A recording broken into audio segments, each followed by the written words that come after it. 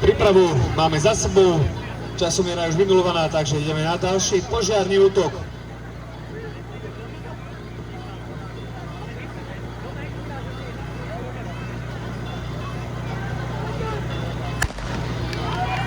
Výstrel z pištole odštartoval aj týchto dorastencov, ktorí už majú vodu.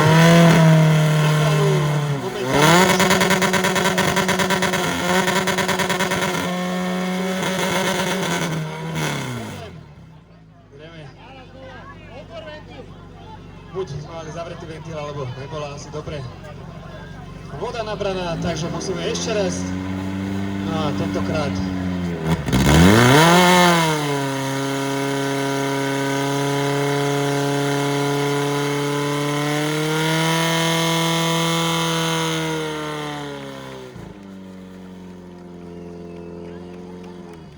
takže dorastenecký tím z Tomášova má za sebou požiarny útok.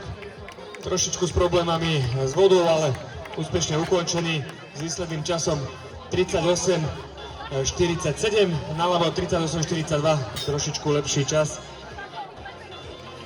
Museli naberať vodu ešte raz, nakoľko tam zrejme bola zle zalomená